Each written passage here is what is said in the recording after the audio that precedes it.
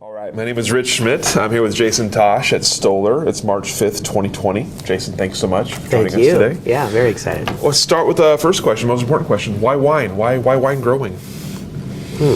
I have always loved good food, and wine comes with that.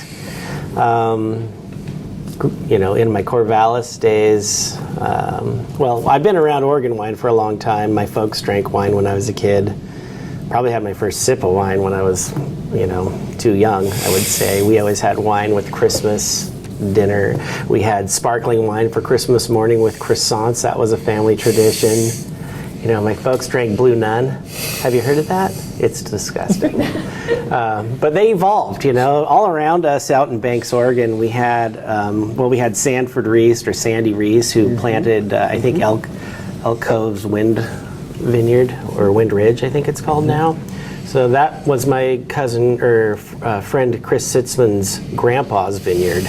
And Sanford, or Sandy, I guess everybody called him, was iconic to the pioneers. Dick Ponzi knew him. They all knew each other, right? So my first experience with Oregon wine and Pinot was in his dad's cellar basement, where they made the wine from that vineyard. And I was probably 12 at that time when we took a couple sips off some carboys of fermenting juice. That was pretty much my first experience, and I don't know, I never forgot, wow, what is all this agriculture going on around here? So it'd been in the back of my mind. And fast forward to the getting into food. I worked in the restaurant industry during college, introduced to food and drink then. Had an opportunity to work with Tyee Vineyards for the 93 vintage. Sterling Fox was the Barney's right-hand man at that time, and he invited me to come in just to work the line, raking grapes. And I think that's kind of when it all started, like this idea of how much fine wine, how cool fine wine is, I got into it at that point. I lived with another French man, Philippe Honre, he was a college kid with us in Corvallis. Philippe's mom and dad brought over Chateauneuf du Pape from France in Sterling, and Philippe and I sat down. His mom cooked us this French feast and fed us these great wines, and we shared these Oregon wines. It might be at that moment that it kind of clicked for me that this is cool. I love this about Oregon. I had no idea that this was even interesting outside of this place, but okay, this could be a possibility for me to get involved with, and that was probably the moment that I felt it. That next spring after the harvest of 93, so spring of 94, I guess, Sterling called me and said, hey, you want to help me plant a vineyard? I know this guy, Steve Wybra. Steve Wybra, I got to meet him. He was the owner of Wybra Vineyards, kind of a wealthy businessman from Bend, owned a strip mall or something, and had a cool house out in Sun River. We're just college kids. Invited us out to Sun River to go skiing and introduced us some great wines. He employed us to plant his vineyard down outside of Monroe. And so that spring, Sterling and I and another buddy of mine planted Wybra Vineyard. And that was my first foray into vineyards. That was cool. I spent 2 long days planting grapes and just having a good old time. So that's when it all started for me. What made you, when you were offered the chance to work at Tyee, to do kind of a grunt labor job with Barney's, what made you even want to do that? The idea that there might be wine involved. I mean, quite simply, I'm a college kid. I didn't have access to, good stuff. So, and just interesting, crazy. Here I am in the horticulture department at Oregon State, and Bernadine Strick at that time was teaching a small fruits and berries class at Oregon State in the horticulture department. We didn't have a viticulture or enology per se department in like we do now, like we have at the Oregon Wine Research Institute.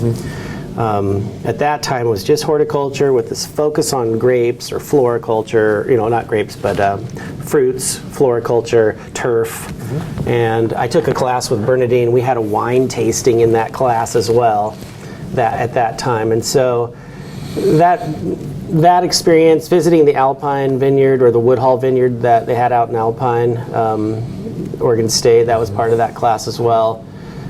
Meeting Barney, meeting Steve Price at the time, made me think, hey, let's try this out. Let's see what it's like. This is fun. And so, yeah, I just said, hey, here's an opportunity. Let's give it a shot. I mean, I was young and open to anything at the time. I didn't know exactly what I was going to do. It was going to be growing plants of some kind. Let's follow the path of this fun wine-related experience. So I did that. So what happens next? You're in horticulture school and you're kind of dabbling in grapes. You've planted a vineyard now. Yeah. What happens next? Well, I left college with a bachelor's degree in horticulture, and I went home and moved back in with my folks for the summer just to kind of figure out what I'm going to do with this degree. I was heavy into surfing at the time, so I spent that whole summer just surfing into that fall as well.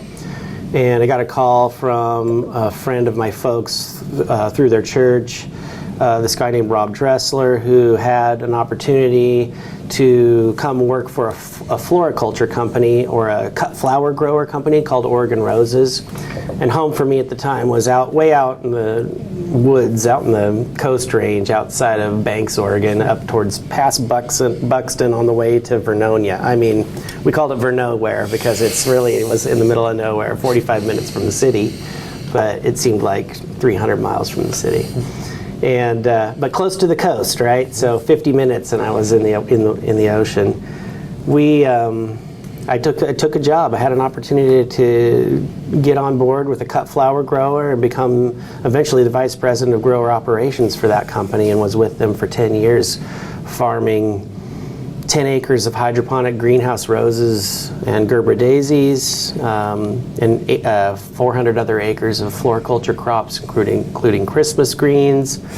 So outdoors we had 80 crops we grew. Indoors we had 80 varieties of grapes, and it's very intense horticulture. A lot of chemistry and a lot of hard science deployed to grow a superior, flawless product.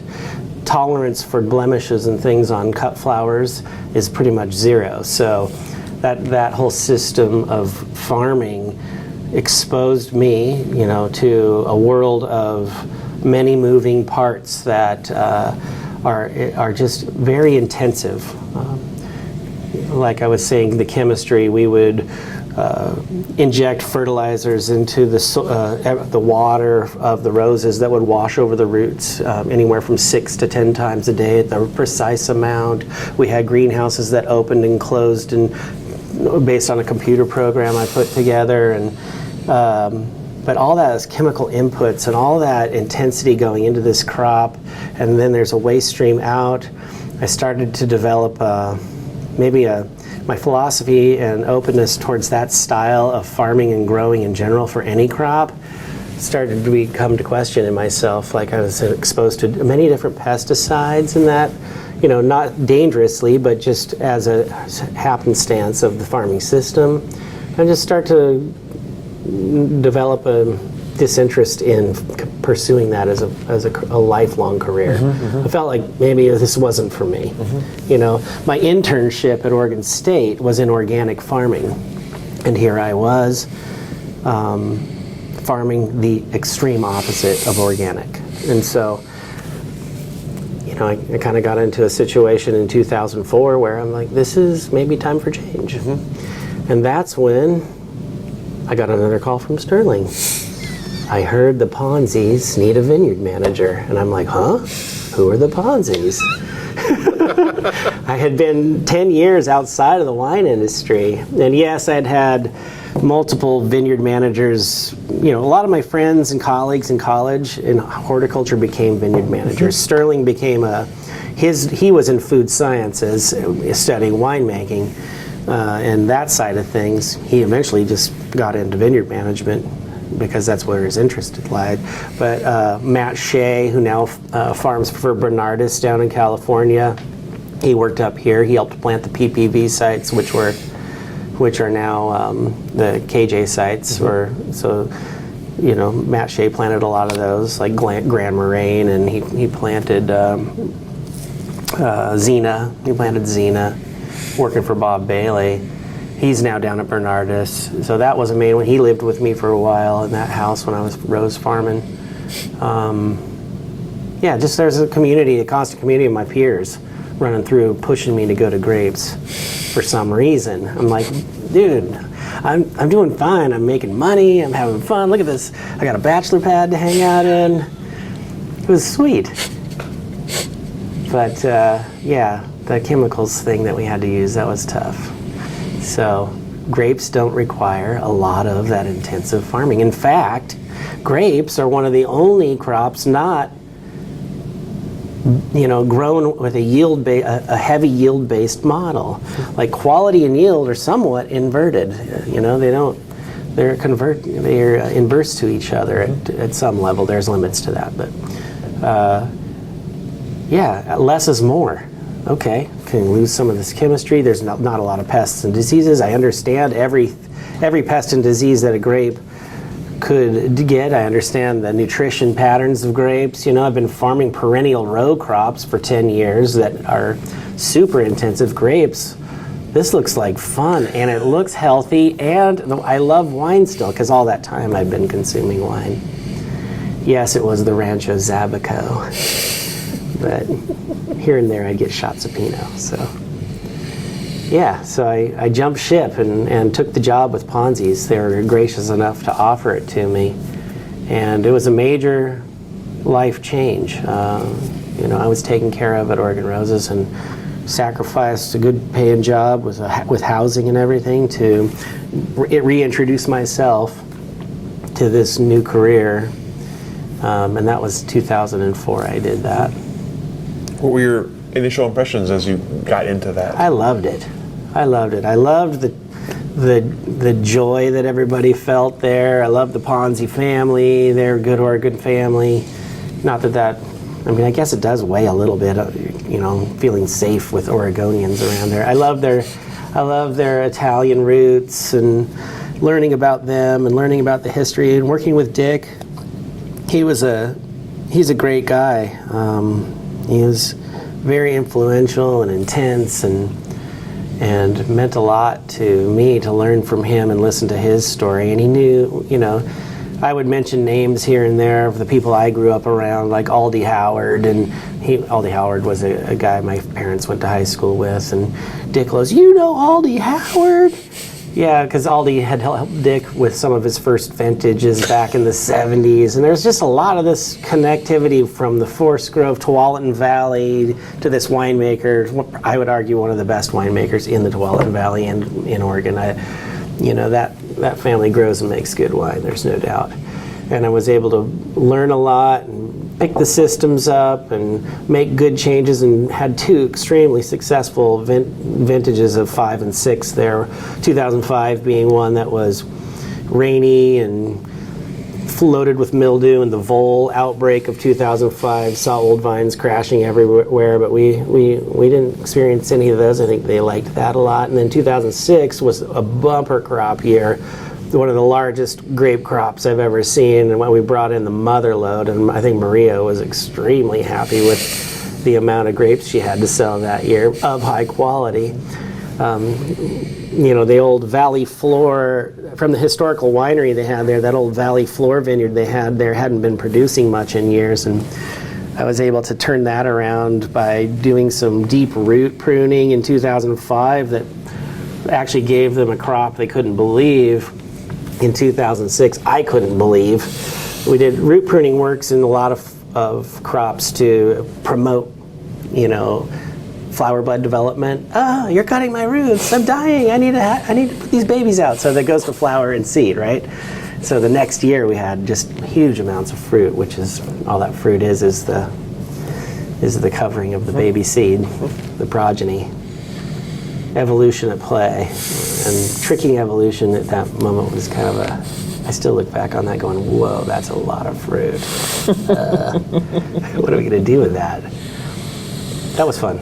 You mentioned the impact that working with Dick especially had on you. What were some of the things you took as you were getting into grape growing? What were some of the influences he had on you, some of the impacts he had on you?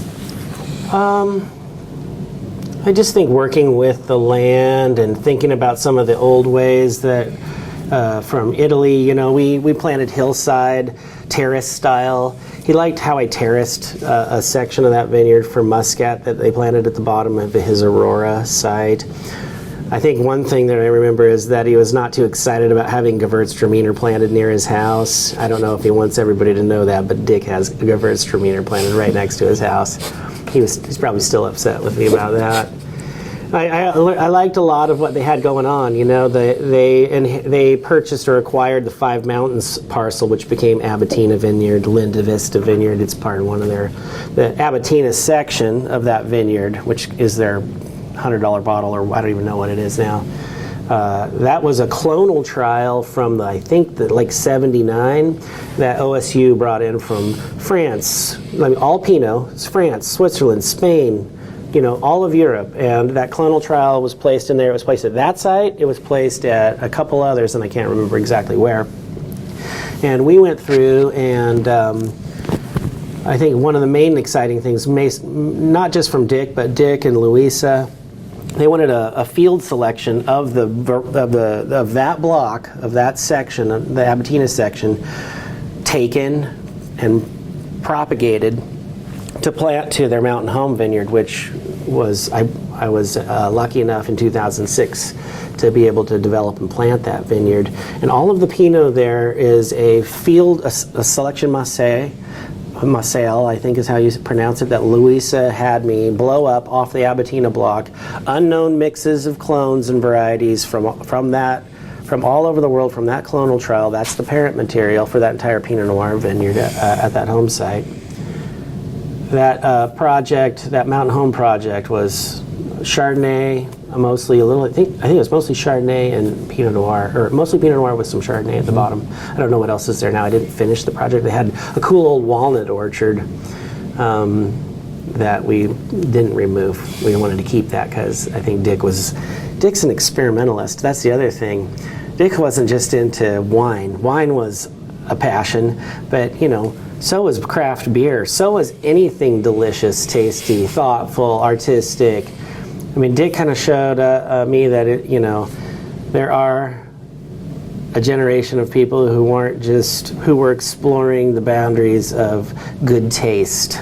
That's what I would say. Or bringing good taste into an area in the Tualatin Valley that didn't have a lot of it, you know, coming out of the 70s. So I admired him a lot, still do. So what happened after 2006? 2006, I got a call from, it might have been Sterling again for all I know. I mean, this guy's a theme, and you know, he's still one of my best friends. Like, we lived together in Corvallis for a couple of years. But yes, Sterling, hey, Anime is hiring. You might want to think about that. I'm like, I don't know, I'm pretty happy here. But then I called and just to see, you know, just started fishing around to see, you know, I mean, I will say that, you know, I needed a paycheck. I just bought a house and needed a little beefier paycheck, and I think that was the main reason why I moved to Anime. And I saw a great opportunity to expand on some good foundation of some good dirt. I mean, Willackenzie soils. Found out that they had the Laurelwood soils up there off of Bell Road. Had an opportunity to double the size of their vineyards. So yeah, I jumped ship. Reporting to a guy named Craig Camp, who's managing Troon now as the GM. Good guy. Craig, you know, introduced me to the sales world of wine sales. So I mean, Craig took the vineyard manager role very seriously. I was impressed. I didn't think the farmer got much credit, and Craig's like, "You're gold on the road. You know, when you're a vineyard manager or the winemaker, we're going to take you out and introduce you to these distributors, and they are going to have a heyday." So he took me to New York. I did Chicago. Craig was a really important person to introduce me to that, and so I was excited to take that job at Anime for that opportunity to become part of this core leadership team at a winery and make good change. And Bob Pamplin, you know, he was absent owner, not a completely absent owner, but just more of like, here's the amount of money you get, be creative. Be creative about it. It wasn't an exorbitant amount. His goal, Bob Pamplin's goal, was to invest in his land and expand his properties, and he wanted the best quality, and that's what he was told. Jason, I want the best quality grapes. I want you to tell me that these are going to be the best quality grapes. I don't want to even mess around. And Bob would present me land down on the valley floor in the Tuolumne Valley and ask me if I could grow. I'd say no. This is not. Okay. Well, we're going to go up here to this hill. He just took advice. Bob took my advice, and we produced, I think, some of the nicer wines I've had in a while. In Oregon, out of that winery for years, we were producing beautiful wines. I met Thomas Hausman at Ponzi. He was the assistant winemaker under Louisa, and we just hit it off and had so much fun. And it was kind of a rowdy boys club. And Thomas and I would go four-wheeling up into the Coast Range together. And he liked my egg salad sandwiches, by the way. He loves me. I'm like the best egg salad sandwich maker on the planet. It's on tape now. I don't care. I record that. I want that marked as my legacy. Okay. Put it on my gravestone. Mr. Egg Salad. Mr. Egg Salad. Thomas and I had a good time, and here we had free creative license. And we had that for 10 years together. Sure. Maybe like brothers, we fought and hated each other, and he'd vouch for that, but I'll always look back to that time as super great for me and favorable, and I hope Thomas feels the same way. I'm sure he does to some extent. He's a great winemaker. There's no doubt about it. So yeah, having that creative license allowed us to explore varieties and clones, and down to the 2-ton fermenter. At that time in the Oregon wine industry, there were 300 other wineries. Right, that's 2005, 6, 7 was the first year at Anami. We had a challenging vintage. Still, my favorite vintage is 7. 2007 was on, it still is tasting incredible. It's still incredible. And it was a lean vintage. We had a little bit of experience with that last year in 19, but not as much heavy rain as we had in 19. And so we were able to work around all that. And the grapes were solid sound. We didn't have the split and disease pressure that showed up in 19 and 13 for a lot of the valley. There weren't any fruit flies causing us, VA problems like there were in those vintages. 7 was a beautiful, lean, solid, elegant vintage, and still my favorite. And Thomas and I stepped into that and rose above that challenge, and kind of set the course for how things were going to go for the next 10 years, and really had a good time. I made a good decision. All that experience was gained through just being part of an open, creative team. And then, you get your eyes into the business side of things. And then also 2000, one thing I will say, at Ponzi, I was introduced to the Live program. That was a major core movement for me. Again, Sterling was involved on that at the time. Louisa was involved on the board at the time, and Louisa asked if I would attend a lot of those meetings. She asked if I would attend a lot of the research meetings for the research wing of our state's. The Oregon Wine Board at the time was sponsoring research down at OSU, and there was a committee formed in 2005 or in 2003 to oversee the tax dollars spent on that research. I joined that committee in 2005 and got really involved with the research side and the sustainable farming side of this industry, thanks to Louisa and Sterling and others. And in 2006, I think I took a seat on the board of Live and began kind of evolving that program and maturing that program with that board. I was on that board for 10 years, kind of defining what it means to be live. And I think there's still, like I said, like everyone knows, sustainability is a continuum. It's a work in progress. That live will always change. Even now, they're introducing carbon accounting for the vineyard side. They did it for the winery side. a viticulturist, Erica Miller, working for us here at Stoller right now, is on that creative side of things, kind of like vetting the carbon accounting in the farm system right now. I'm really excited to have her on board here and continuing the live legacy. You know, live still represents 30 to 40% of the all grape acreage here in the state. I wanted to see that continue or grow. Sustainable good stuff. Yeah, but Anami, let's see, where were we? I was going to ask you, I'm curious, before we go, I have a question about Anami too, but I'm curious, you mentioned coming in with your horticulture background and grapes seeming fun, easy, you were prepared. What happened while you were farming that maybe caught you off, farming grapes that kind of caught you off guard? What were you not prepared for? I would say I was not prepared for just the miles and miles and miles of grapes that exist in a simple vineyard. Every acre is probably about a mile of wine grapes. That's a lot of linear foot farming.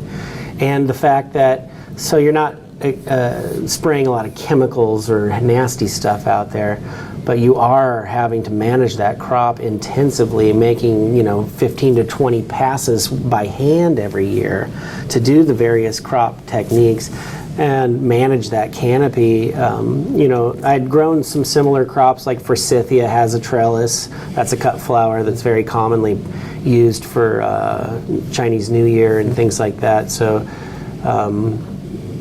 that crop required a lot of handwork too. So I had experience with trellis work and trellis maintenance.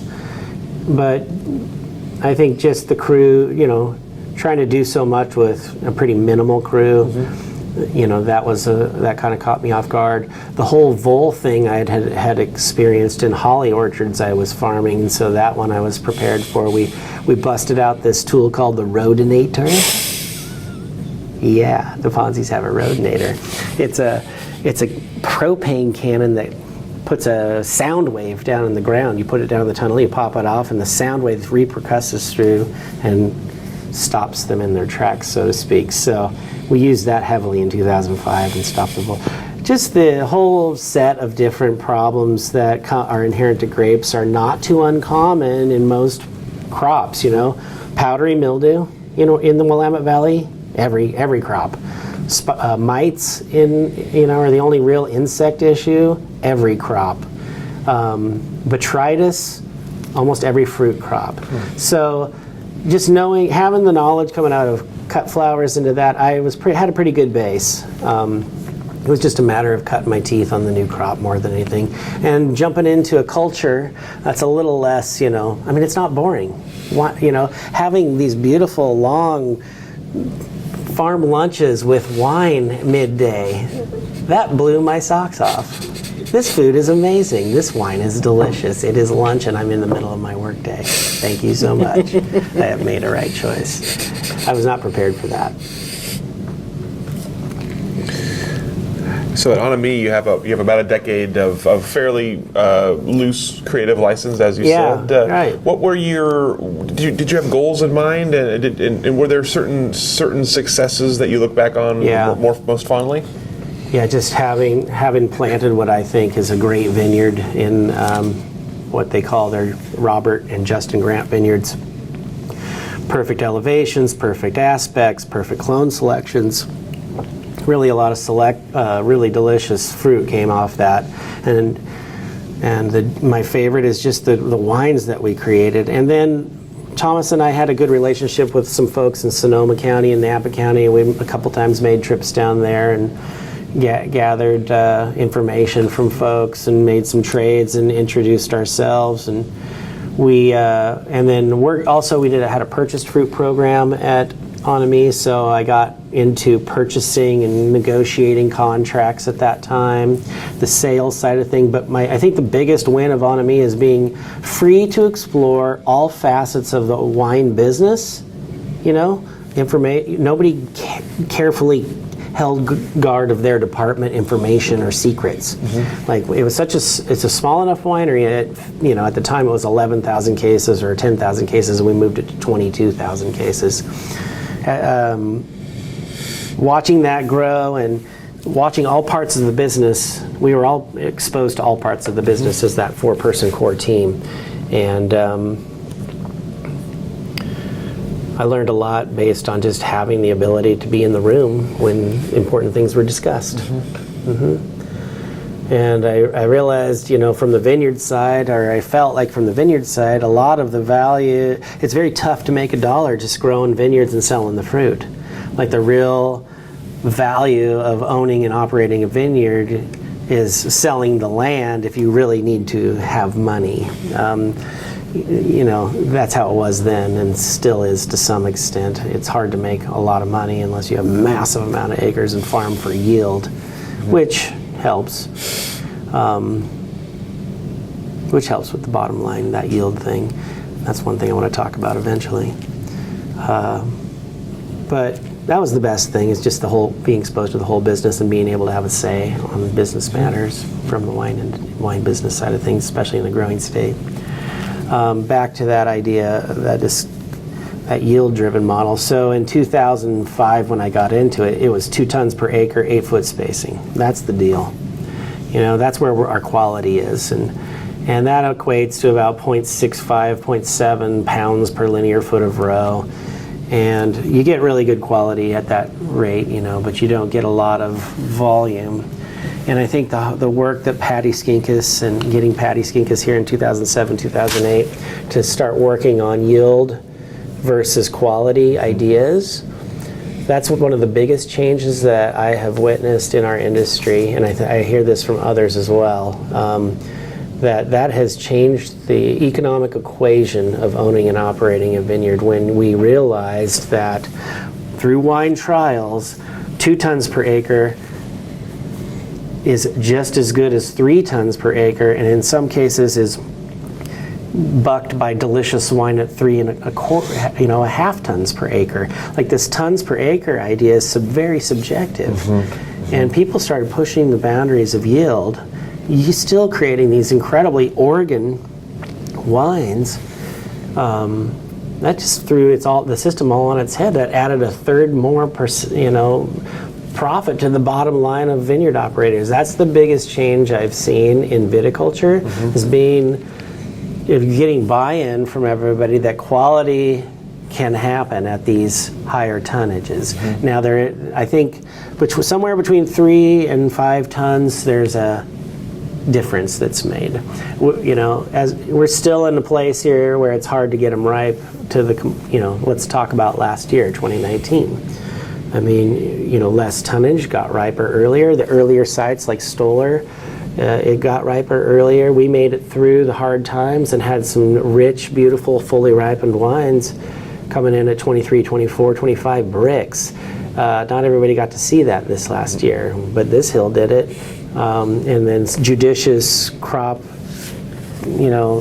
yields that like the upper panels we thin for more of a premium program. Those will be set at, we use pounds per linear foot here. We'll set those around 0.85 pounds per linear, which translates roughly to 2.5 tons per acre, 3 tons per acre. That's like 1 cluster, 2 clusters per shoot. 1 cluster, 2 cluster, 1 cluster, 2 cluster, or 1, 2, 2, 1, 2, 2. That's how we deliver information to our staff to get the right level of crop set. Keep it simple. But yeah, you'll notice a difference. And so that whole yield model change, that's a massive impact on our industry, a beneficial one, and helps our businesses. And I don't mind setting a larger yield. I really don't. I think it helps. All of our soils are so young. We have so much water in most years going in. If you can judiciously use reduced deficit irrigation, or none at all, preferably, you can maintain very high quality off these rich soils that are still so young.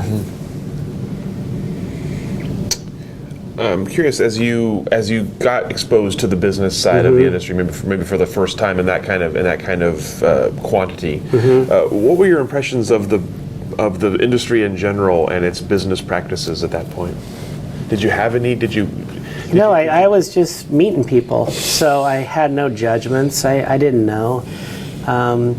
Just my gut feeling felt like there's this economic law of scale involved here, like where, okay, if you're growing this much, then you can handle this much without having to have a marketing person or a, full, like you can grow it, make it, sell it, travel, have a really good life and get some profit. And, at that stage, it was like a couple could manage 15 acres probably, do all the farming themselves, make the wine and travel and still make, almost a couple $100,000 of profit to share and live off of and have a good life. And then after that, I learned that there's this real gray zone, or I had the gut feeling there's this real gray zone where in the middle, it's going to be, you're needing more help, but you don't have enough volume to pay for that help until you get to about 20,000 cases, 25,000 cases, 30,000 cases. That scale of operation really and production really plays a huge important role in this business. Meaning, you keep it small and you can make it. Otherwise, you're going to have to look to increase your volume of production to pay for all the things you're going to need to have the advanced cutting edge in this business that has gone from 2005 numbers of under 300 people in wineries to 800 now. In 15 years, that's a huge growth. And I don't believe that's stopping. I think Oregon right now, if you look at the world of wine, it's the darling. It's the hot place to move to and grow to, grow in. And land values are still pretty affordable compared to everywhere else in fine wine world. I see that changing, but yeah, it's still a good place to move and invest in for outside investors. And we see that, with Domaine Drawn and, the folks moving here from France, the folks moving here from California, the folks moving here from Australia, wherever, right?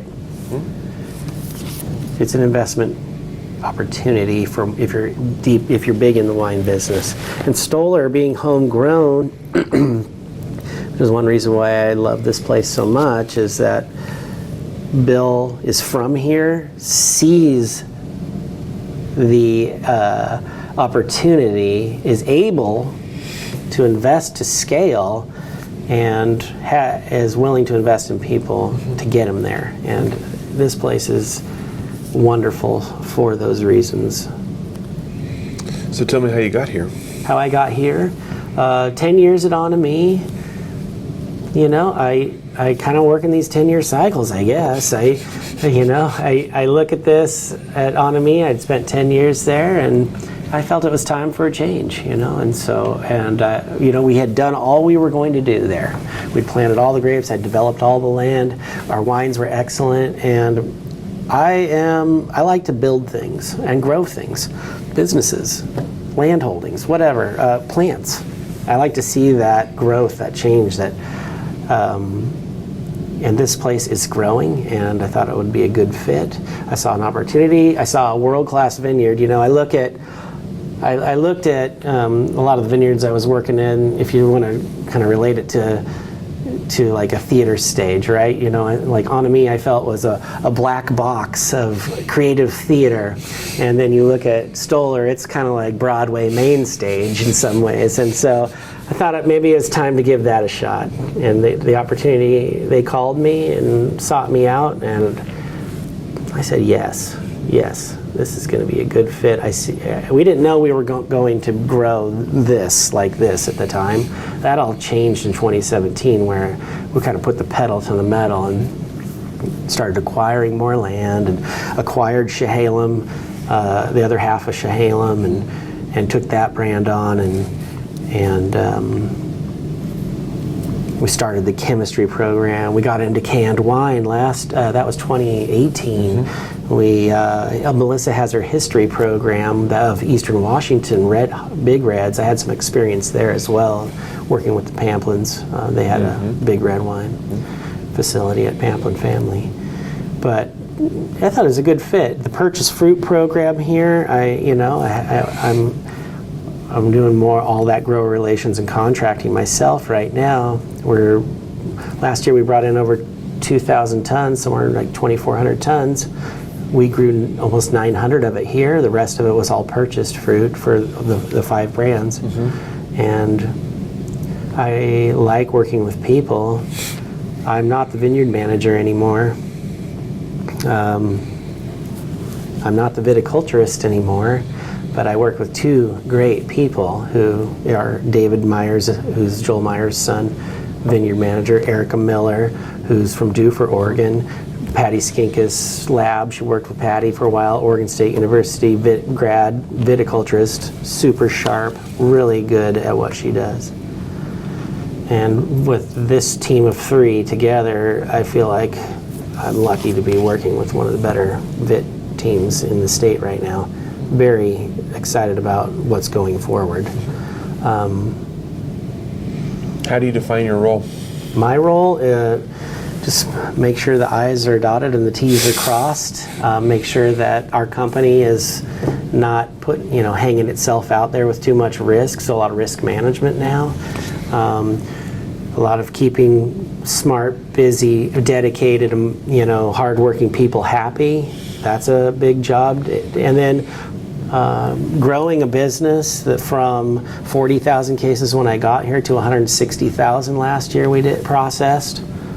That's incredible. That's a lot of fruit acquisition and meeting people and just knowing when something is appropriate. So spending a lot of time judging, putting my opinion on vineyard sites that we may or may not purchase from, strengthening relations. Unfortunately, I'm in this position of trying to keep costs down or, within the realm of the market-driven price point. So we're kind of just stuck with what we can sell certain wines and tiers for.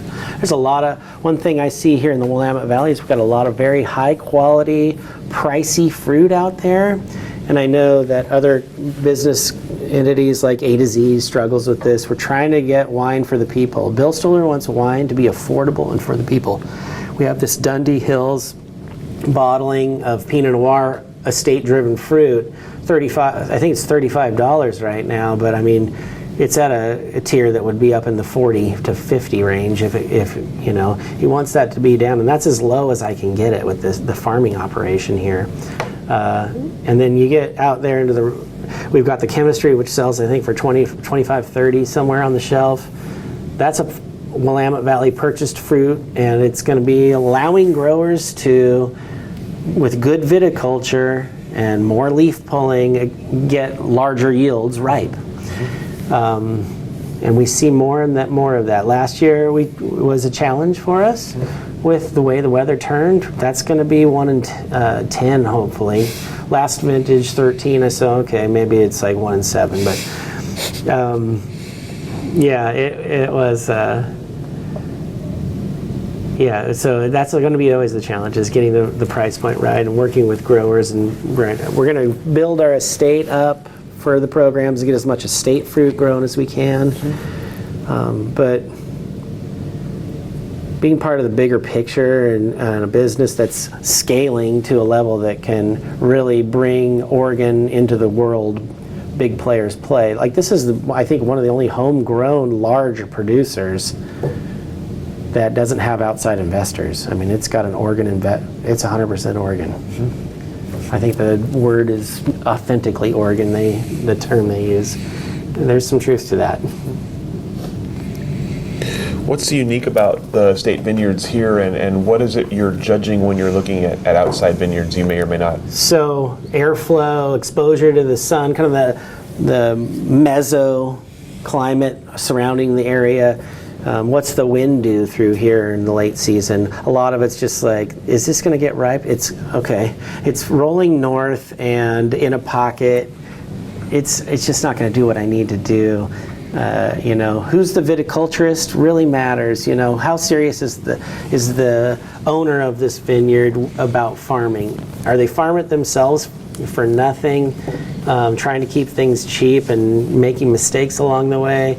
Like, the people are really important in the system. I mean, a vine unmanaged just is not going to put out the wine. it's going to grow up a tree and hang a lot of baby grapes, and it's going to never get ripe. It'll get to like 15 bricks. We're growing sugar, we're growing ripeness, we're growing flavor. And so the managers that I work with on outside purchased fruit, outsourced fruit sources, that matters to me. In-house, we have control. It really has to do with, look at this exposure. It's full southern, and it rolls across to the west. The rows are planted, it's a tight spacing on half of it. We have roughly like 60 or 70 acres of 5-foot spacing. I'm not a big fan of the 5-foot spacing, so it'd be meter by 5, I think they would call it. Very difficult spacing. We've been very creative and innovative in how we can get machinery through there, and a lot of that has had to evolve to meet a lot of the European equipment that's shown up has really made a difference for this site now but it was tiny little tractors and labor intensive, and still only getting 2.5 tons per acre out of all that mileage. There's almost 1.5 miles in an acre of 5-foot spacing. There's 1 mile in 7-foot spacing. The costs are huge on tight spacing. This location is primo. I mean, it's a good decision for a vineyard manager to pick a job that has a good site. You just look good. The site helps you. It's nothing to do with me. It's this site is just really awesome. And a good site draws good talent. And meaning the people that work with me, Erica and David, are very talented, and so they're here because of this site, and Bill Stoller. But yeah, so when I look at this site, I see a lot of small changes we'd have to make to procure awesome, high levels, premium quality. When you're out judging other sites, you got to look at all the things that kind of are against it. A site, location, what's like I said, the general climate around this region, say Silverton versus Van Duzer versus Tualatin Valley and Southern Oregon's, and then Southern Oregon, Eastern Washington. We are getting fruit from all those locations. So having a vast knowledge about the regional climate, what you can get away with, always be open to learning. Paying attention to the year at hand, like this year we're looking at having an earlier bud break, so that starts the clock earlier. That means things might be really ripe, potentially going into harvest. Bloom is really the period we look at, but taking the current information and putting it, like this site's going to get super ripe, maybe that we don't need as much super ripe fruit this year. All comes into play when we're putting these contracts together and making these decisions. And then, are you going to pull enough leaves when I ask you to pull more leaves? Excuse me. Will you do that for me? Or is it going to be an argument? I mean, that kind of stuff matters. If you can tell the owner or grower wants to produce good quality and is honest, those are the sites I'm going to, work with. So with your background with Live and some more projects like that, I'm curious, in your mind, how do you define sustainability when it comes to agriculture? So sustainability to me is intelligent farming. It's integrating. It's a systems approach to farming. You're farming not just a single vineyard. You're farming. Look at all this land. See that hill up there with all those native trees and plums and forest on it? That's part of this farm system, and that connects to a valley with more trees and biodiversity running down the whole hill and right up to the neighbor's border. And that allows for a river of biodiversity in different insect populations, different mammalian species, hawks, habitat for what was here before the settlers cleared everything, or actually original peoples cleared everything by burning everything out for hunting grounds. So But we're taking it here at Stoller back to that original kind of mix in certain areas that we've designated for biological reforestation. So oak savanna on the far side, we're returning it to oak savanna, and in the lower swales of where the creeks run, putting ponderosa pine. Those were the two tree species that were here when Europeans got here, and there was a 10,000 years of evolution and adaptation in that silviculture system in place that we're going to try and restore and rebuild. European settlers cut all the wood down and cleared everything to make room for agriculture. They weren't hunter-gatherers. So we're trying to mix a little bit of both in, and when that's one facet to it. So looking at the farm as a whole system, from the fertilizers we put on landscape, they need to be not too much, not indulgent, just the right amount. You're looking to farm for the system. Grapes are not. They're inherently a sustainable crop. They don't need full flood irrigation. They don't need excessive fertilizer. In fact, they need less of all those things to produce quality. So grapes inherently are the ideal sustainable agricultural monoculture crop. We're not growing wheat or cannellina seed or petroleum corn in between our rows here, so we're not a dual crop system, but we do promote flowering species all through the vineyard. You'll come back here in the spring and you'll see tons of flowering plants and species in the rows, bringing the beneficial insect populations up inside the vineyard, allowing us to spray less. So using natural systems to create the balanced controls of insects and disease pressures. And then, instead of using chemistry as your first line of defense, you're going to use mechanical means. So in-row cultivators instead of herbicide, or rotating these means of operations, using strong IPM. But doing less instead of, and thinking about things before you just feel the wind and say, yeah, I think we'll just dump 10,000 pounds of lime out here today. No, having a reason, and using science and being judicious and thoughtful about this system that you're trying to maintain balance in is from the farming lens, part of sustainability. That said, there's an overlording,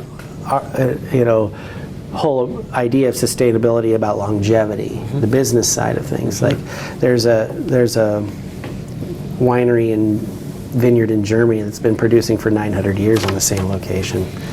And Bill Stoller, he says he wants this place to last at least 200 years. I mean, what's not sustainable about a sustained ag system on the same piece of dirt for hundreds of years? That's what I'm trying to build the framework, or make sure the framework's in place here. And our agricultural systems will likely evolve and change, and science is going to play a big role in that. We're going to be learning more and more about a lot of the harmful pesticides from the 40s, 50s, for the 50s, 60s, 70s, 80s that were used in our agricultural systems in general. We're not going to use those here. We're way past that stage. What we're doing is looking to take more organic approaches where they're effective. We're looking to burn less diesel where we can. I mean, we're not getting back into horses here, but it gets talked about. I live an hour away, so I can't do horses. I had horses as kids. I love horses, but not for farming. Through your work in live and your now experience sort of seeing the industry from that perspective, you talked about 30 to 40% of vineyards being live certified or vineyards. Yeah. How have you seen the progression of sustainability, organic, biodynamic types of farming in your time in the industry? I almost feel like now I'm seeing it not be as talked about in Oregon, which is concerning to me. At least in the sphere I'm in, which is, I'm not on the live board anymore, so maybe that has something to do with it. But I feel like there was a strong push through the early 2000s, a lot of attention to it in our industry to make sure it had a major important place in the agricultural system. In 2008 at Live, we put the winery side of the certification together, and that made a huge change. That program hasn't grown as much as I would like to have seen it, but I can't really speak to the reasons why. It's a lot of paperwork, it's a lot of tracking, it's a lot of busy work, and is there value in it? What I hope is that consumers will really truly come to understand and appreciate the value and the heartfelt efforts that are put into the live farming system. But that's going to require individual wineries to get out there and talk about how much they're doing, so that live gets more, and then consumers start asking for live wines, and that's going to be a hard push always. When all the consumer really starts out wanting is, does it taste good? Oh, that's a nice label, Can I afford it? Can I afford it? Those three things, then maybe sustainability, excuse me, becomes the next most important part. And I still have a strong feeling for sustainably grown wines, or people who are taking care of their land.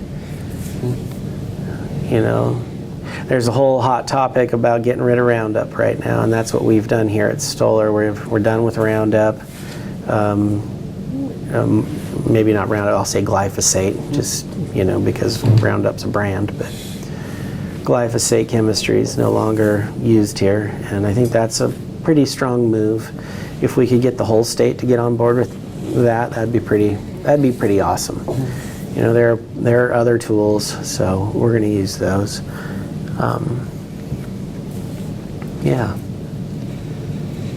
You talked a little bit earlier about the biggest change you've seen in the industry is the yield quality. Is there what are some of the other changes you've seen, and what does the industry look like now in 2020 compared to when you got into it? I see more big business here. That's a huge difference. That scale idea has really come into play. There's more competition. There's the consumer. Consumer sales have grown, but have they grown enough with the amount of supply that's out there? That really is just a hard thing to balance in this business, is oversupply and over demand, right? The economic swings of this business are risky. We built a warehouse here at Stoller to kind of store more wine when we have too much, I like to see the warehouse empty, by the way. But that's been a big one, is watching this industry scale, and potentially I'm really worried that if you're not growing, you're going to have a hard time.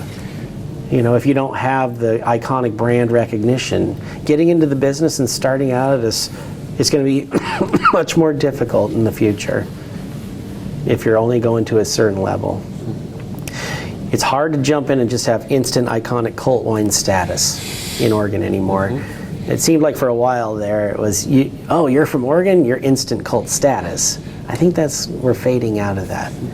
And that bigger businesses are going to get bigger, and smaller businesses are going to have more of a struggle. And we see that in our politics right now, which is very difficult to digest, kind of being in the middle of that with the wine board and Wine Growers Association more. Where the future will take us, I hope that we can find a happy balance where all parties are taken care of.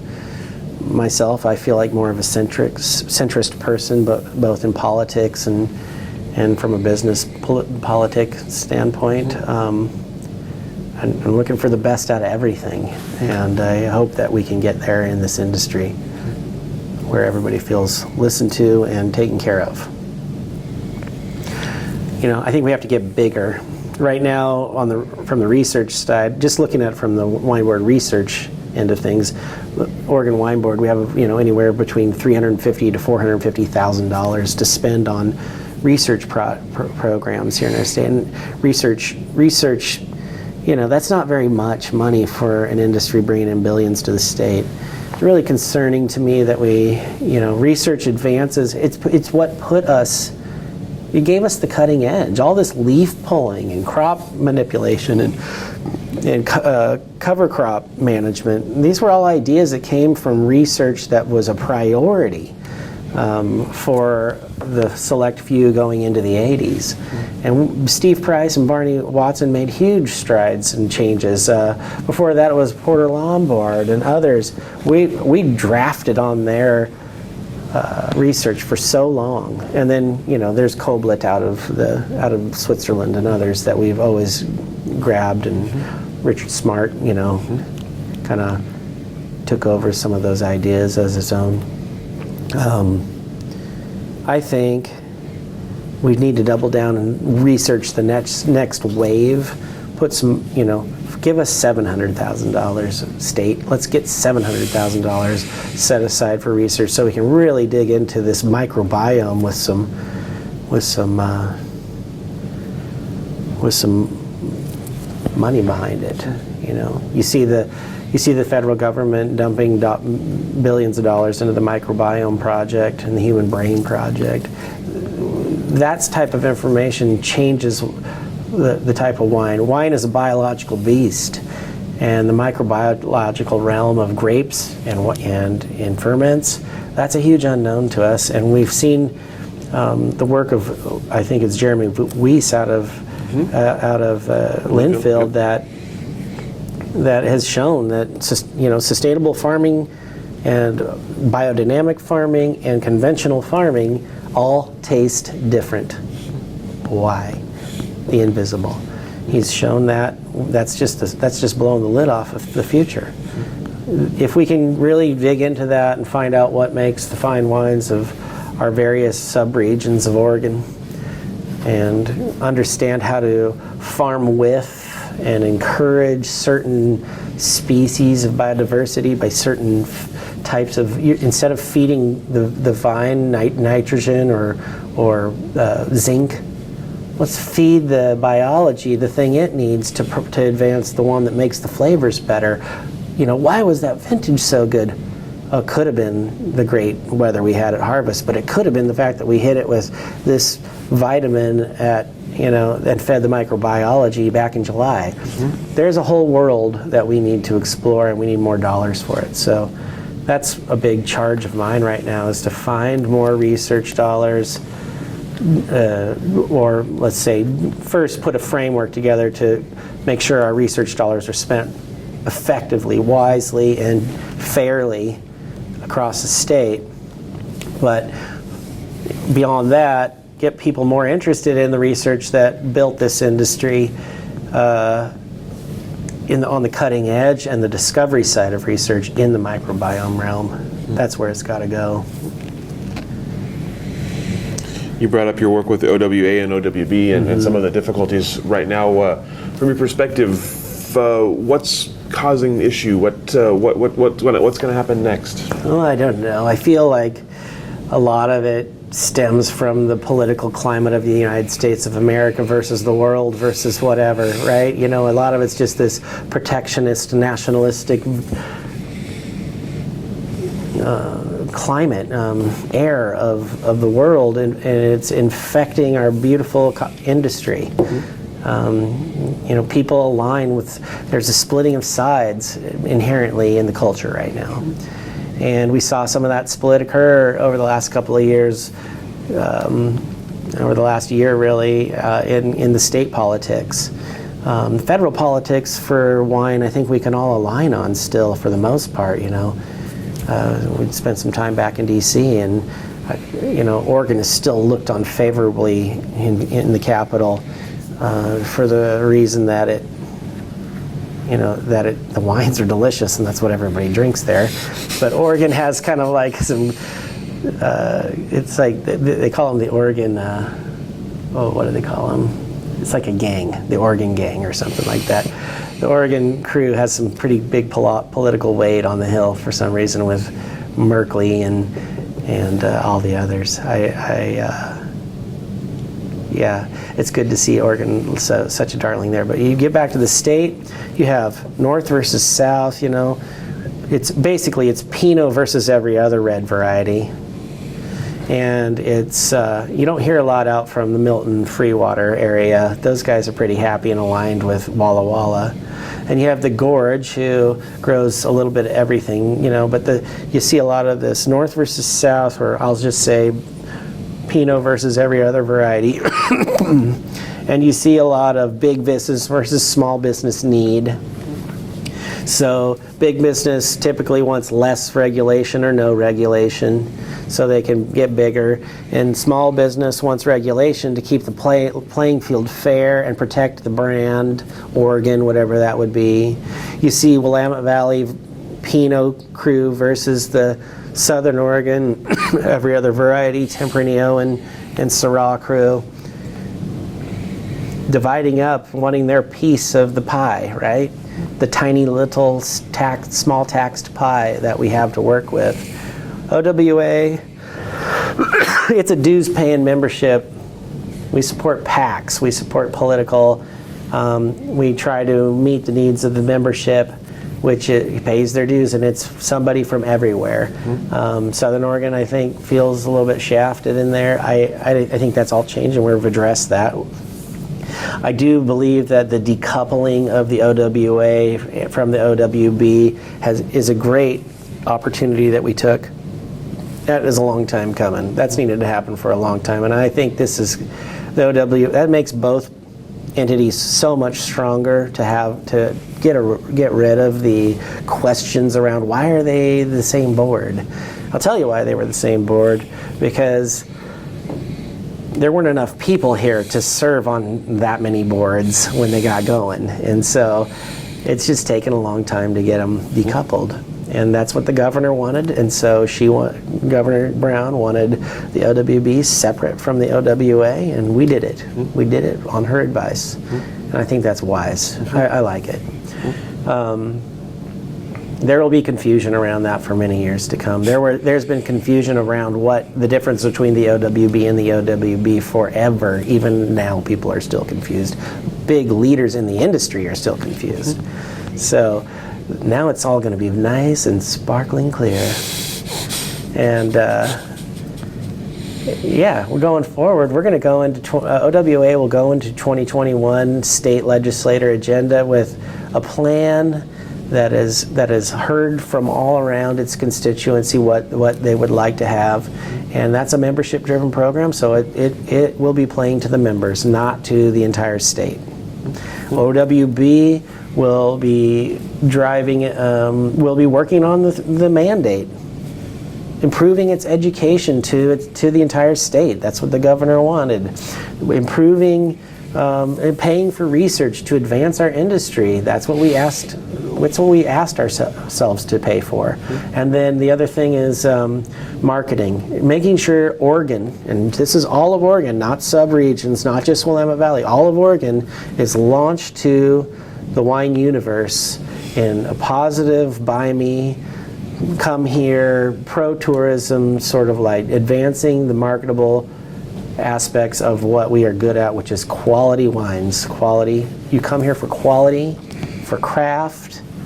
Marketing is the key, a main tenet and a main component of the Oregon Wine Board. Polls were taken probably 10 years ago from the entire industry, and that's what they asked for most. Sure. Yeah. But my area is research. That's what I'm here for. So where do you see yourself as you look ahead? Your role here, your role in the industry in general? My role here is to grow this business to the point where Bill Stoller says, that's good enough. Stop. That's what I'm here for. So I'm acquiring land, acquiring planted acreage, looking at following leads, working with the leadership team to come up with, to meet the goals that they have set in making sure that we are buying the best fruit from our business partners in the industry and growing the best fruit from our estate holdings. We're putting a lot of energy into Chehalem Winery right now, not just Stoller. I'm really excited about the response to this rebranding of Chehalem, the new labels, and the viticulture is kind of really making differences. The winemaking has changed, and that's making huge differences. Just got a great score, and I don't know what it is, on our 2017 Chehalem Mountains Corral Creek Vineyard, the old estate vineyard there at Veritas. Pinot Noir, so it's like 150 bottle or case release. Really good stuff. I love that vineyard, by the way. It tastes great. All laurelwood soil. I'm kind of partial to laurelwood soil. Maybe that's just because I'm from that side of the mountain and working with the Ponzi's. What you taste first, maybe, is what sticks with you the most. I like the style of wine. I like their Francois Frere barrels they use. If someone were to come to you and say they were interested in getting into the Oregon wine industry today, what would your words of wisdom to them be? Well, decide which area you love the most and be ready to work hard.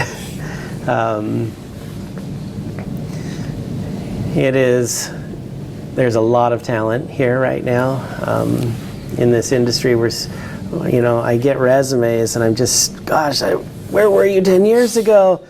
There's just a flood of really good talent right now, and so really focus your energies on the area that you want to be, and be sure that you're ready to learn a lot. Be open to learning. Be open to the full experience beyond that. Don't be closed to the other sides of the business, but definitely have that focus when you get into this. So if it's viticulture, we're looking at grads from Oregon State, keeping it homegrown, but we won't turn away folks from New Zealand, we won't Lincoln, or we won't turn away folks from UC Davis or, Fresno. All that matters. Experience, just be prepared to spend a few years getting experience in a vineyard. It's not gonna come to you. You're not gonna land the big job overnight. Maybe you are. I don't know. I don't see that happening as much as maybe it was when, there were 300 wineries and nobody was coming here to work, right?